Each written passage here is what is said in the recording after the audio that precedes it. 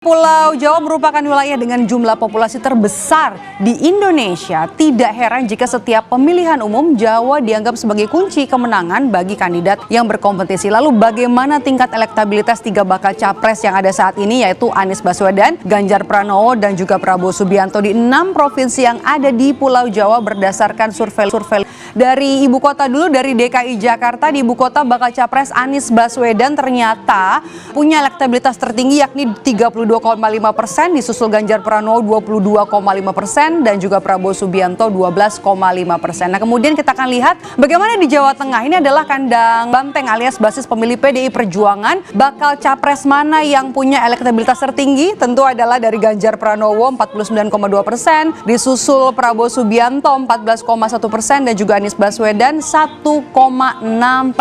Nah, kemudian kita akan lihat ke Jawa Timur, provinsi dengan kultur nahdiyin yang paling kental ini.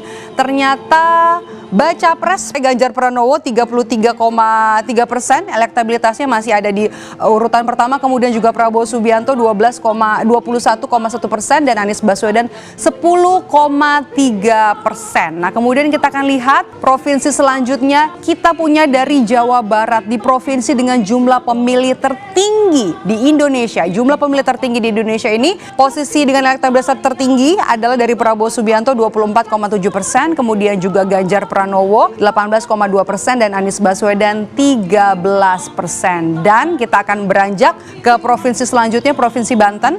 Di provinsi paling barat Pulau Jawa ini, elektabilitas baca pres Prabowo Subianto ini besarnya 34,2%, kemudian juga Ganjar Pranowo 21,9% dan Anies Baswedan 19,2%. Dan yang terakhir, Provinsi Daerah Istimewa Yogyakarta. Ini jadi satu-satunya provinsi ya di Pulau Jawa yang dipimpin seorang tokoh non-parpol. Ternyata Ganjar Pranowo ini mendapatkan elektabilitas tertinggi 47,1%, kemudian disusul oleh Prabowo Subianto 17,6% dan posisi ketiga ada Anies Baswedan 5,9%. Nah, berdasarkan daftar pemilih tetap DPT untuk pemilu 2024 nanti, jumlah orang yang punya hak pilih di Pulau Jawa ini tercatat sebesar 56,33%. Nah, jumlah ini sebenarnya melebihi setengah populasi pemilih di seluruh Indonesia, sehingga Pulau Jawa ini memang selalu jadi ajang pertarungan hidup mati dalam setiap gelaran Pilpres. Pemimpin yang mikirin rakyat itu kelihatan, dari mukanya itu kelihatan. Dari penampilannya itu kelihatan. Banyak kerutan di wajahnya. Karena mikirin rakyat.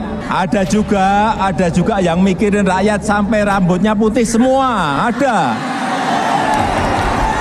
Berkerut wajahnya, putih rambutnya. Itulah sinyal dukungan terbaru dari Presiden Jokowi terkait Capres 2024 di hadapan ribuan pendukungnya. Jokowi memberi arahan penampilan fisik seperti apa yang menjadi ciri pemimpin yang selalu memikirkan rakyat. Bangsa ini butuh pemimpin yang mempersatukan, yang melayani rakyat, yang mampu bekerja makro, mampu bekerja mikro, dan mampu bekerja detail. Karena saat ini tidak mungkin kita hanya berpikiran makro saja. Mikronya harus dilihat, detailnya harus dicek lagi.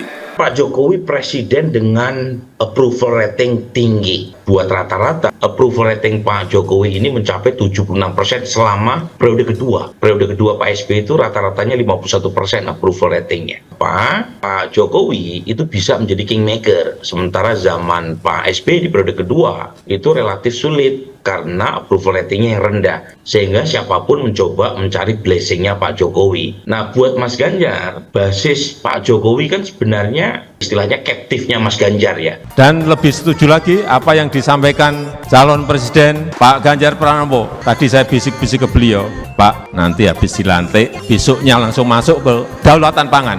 Nggak usah lama-lama. Perencanaannya disiapkan sekarang, begitu dilantik besok langsung masuk ke kerja kedaulatan pangan. Sehingga swasembada pangan, ketahanan pangan, kedaulatan pangan itu betul-betul kita miliki. Dan saya yakin Pak Ganjar mampu menyelesaikan ini.